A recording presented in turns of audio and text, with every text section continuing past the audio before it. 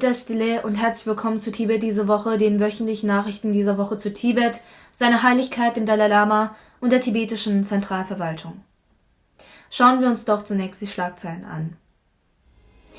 Seine Heiligkeit, der Dalai Lama, kommt in Bodh Gaya an.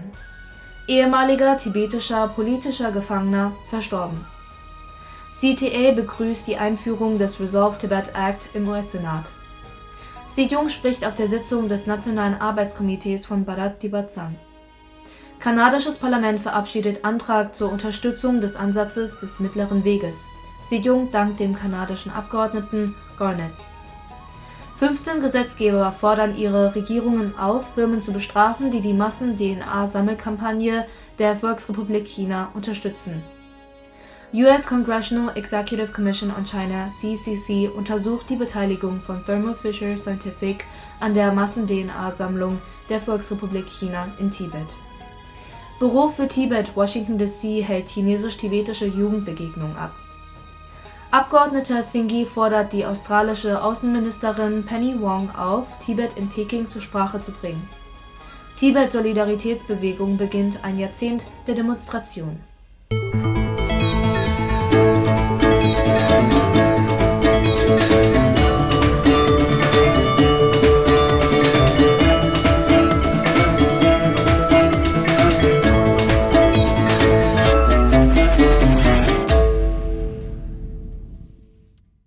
Seine Heiligkeit der Dalai Lama besuchte heute Morgen den Mahabodhi-Tempel in Bodh Gaya. Bei seiner gestrigen Ankunft in dem Dorf wurde seine Heiligkeit von Tausenden von Anhängern begrüßt, die aus verschiedenen Orten der Welt angereist waren. Bodh Gaya, ein Dorf im Nordosten Indiens, ist einer der wichtigsten buddhistischen Pilgerstätten, zu der auch der Mahabodhi-Tempel gehört, der an der Stelle errichtet wurde, an der Buddha die Erleuchtung erlangte. Seine Heiligkeit wird Ende dieses Monats eine 3-tägige Belehrung geben, auf die ein Langlebensgebet der tibetischen Gelug-Tradition folgen wird. Seine Heiligkeit der Dalai Lama reiste am Montag dieser Woche von Dharamsala nach Delhi. Auf Einladung des Salwan Education Trust besuchte seine Heiligkeit die Salwan Public School in Gurgaon, wo seine Heiligkeit mit rund 5000 Schülern über die Erziehung von Herz und Geist sprach und einen wirksamen Wandel im modernen Bildungssystem herbeiführte, wobei er sich vom alten indischen Wissen von Ahimsa und Karuna inspirieren ließ. Einmal mehr lobte seine Heiligkeit der Dalai Lama das traditionelle Wissen Indiens für sein reichhaltiges Verständnis der Funktionsweise des Geistes und bekräftigte sein Engagement für die Wiederbelebung dieses Wissens und ermutigte die Menschen in Indien, insbesondere die junge Generation, dasselbe zu fördern. Der ehemalige tibetische Mönch Agye Tsering, ein politischer Gefangener, ist am Morgen des 18. Dezember in Tibet verstorben. Er war 71 Jahre alt. Am 8. März 1990 wurde er zunächst von der chinesischen Polizei in Kaeguro in Tibet verhaftet. Später wurde er 18 Monate lang inhaftiert, weil er verdächtigt wurde, Bücher mit Vorträgen und Reden seiner Heiligkeit des 14. Dalai Lama und Flugblätter mit Aufrufen zur Unabhängigkeit Tibets verteilt zu haben. Während seiner Haftzeit musste er mehrere qualvolle Torturen über sich ergehen lassen. Am 24. Oktober 1999 wurde er zusammen mit 2 anderen Mönchen, Geshe Sonam Phunso und Sonam Chöpe, erneut in Gartse verhaftet. Wenige Tage später, am 31. Oktober, protestierten rund 3000 tibetische Bürger friedlich in Gartse und forderten die Freilassung der 3 Mönche. Die chinesische Regierung reagierte mit dem Einsatz von Polizeikräften, die Schüsse in die Menge abfeuerten und mindestens 80 Tibeter verhafteten. Agye Tsering wurde nach dem Vorfall zu einer 3-jährigen Haftstrafe verurteilt. Agye Tsering wurde 1952 in dem Dorf Rongpa Tsachori in Gartse, der traditionellen Provinz Kham, geboren. Er war auch unter den Namen Lama Lobsang Apo Agye oder Lobsang Denzi bekannt. Er war Mönch im Kloster Teho Darge und für seine soziale Arbeit bekannt. Die tibetische Zentralverwaltung begrüßt die Einbringung einer überparteiischen Resolution in den US-Senat, in der die Förderung einer Lösung des Tibet-China-Konflikts eingefordert wird. Die Resolution wurde am Dienstag dieser Woche von Senator Jeff Merkley, dem Co-Vorsitzenden der Exekutivkommission des Kongresses für China, Senator Todd Young, einem Mitglied des Ausschusses für Auswärtige Beziehungen des Senats, und Senator Patrick Leahy, einem langjährigen Unterstützer Tibets und guten Freund seiner Heiligkeit des Dalai Lama, eingebracht.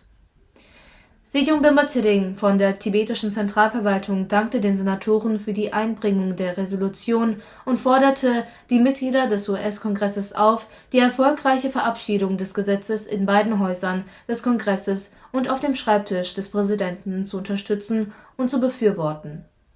Der Abgeordnete Namgye Chudup vom Tibet-Büro in Washington D.C. wurde mit den Worten zitiert, dass dieser Gesetzentwurf es den USA ermöglichen würde, ihre ständigen Aufrufe zum Dialog mit mehr Nachdruck und Dringlichkeit zu unterstützen und den Tibetern in Tibet ein neues Gefühl der Hoffnung zu geben.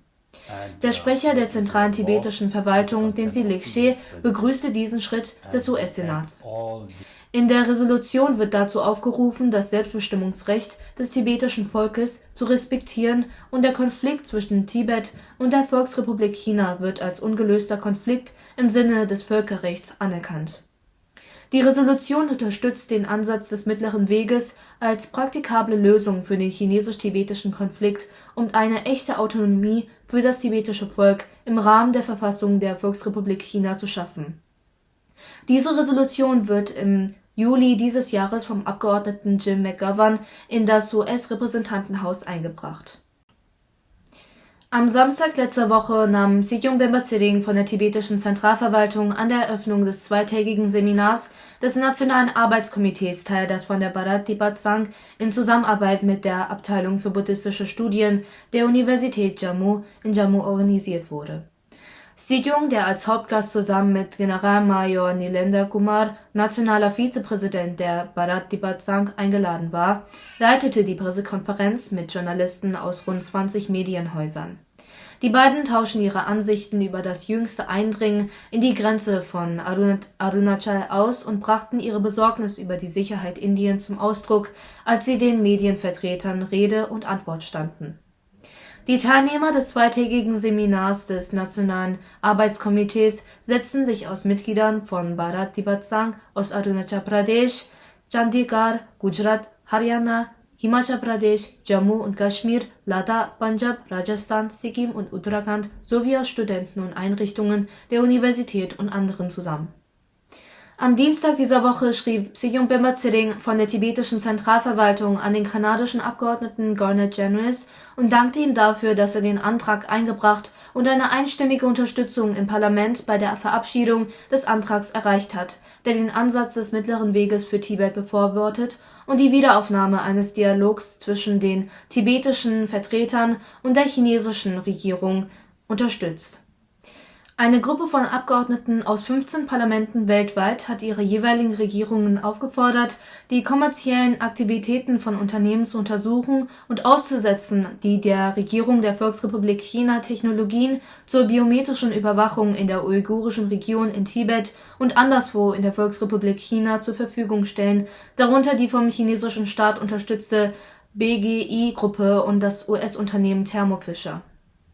Aus Besorgnis über den Verkauf von DNA-Kits und Sequenzern an die chinesische Polizei in der autonomen Region Tibet hat die US Congressional Executive Commission on China (CCC) einen überparteiischen Brief an den CEO Mark Casper von Thermo Fisher Scientific, einem amerikanischen Lieferanten wissenschaftlicher Instrumente, geschickt, um sich nach dem Wissen und der Beteiligung seines Unternehmens an der Lieferung von DNA-Sequenzern an die Polizei in der autonomen Region Tibet zu erkundigen, die diese für die massenhafte unfreiwillige Sammlung von DNA-Proben von Tibetern, einschließlich Kindern, die brutalen Unterdrückungskampagnen ausgesetzt sind, einsetzt.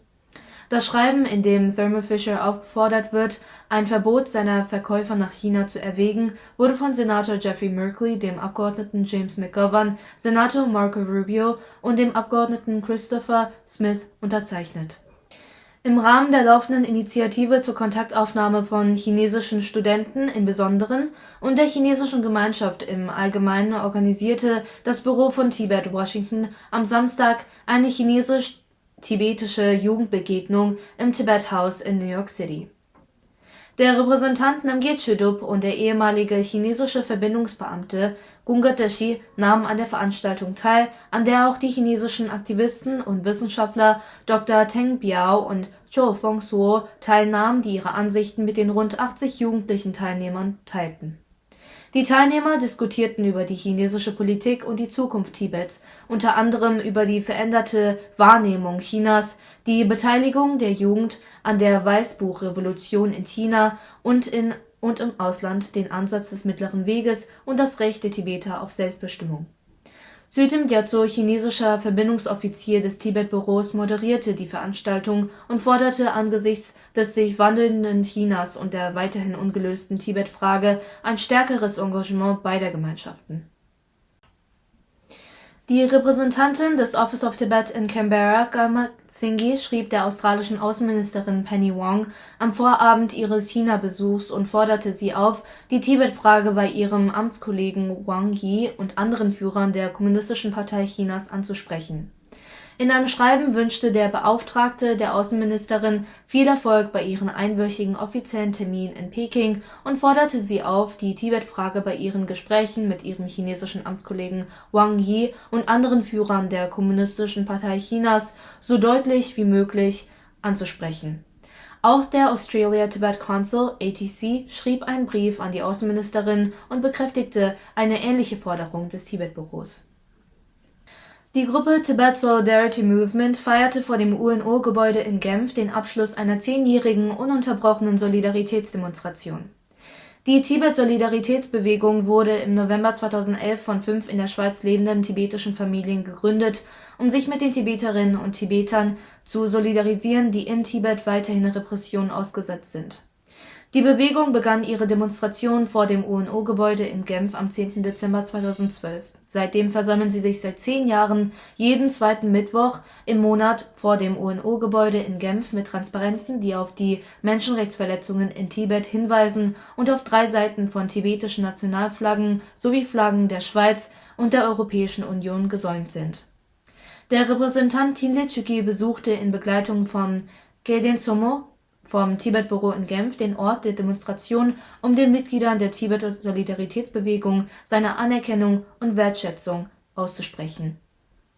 Ich danke Ihnen für Ihre Aufmerksamkeit, auf Wiedersehen und bis nächste Woche.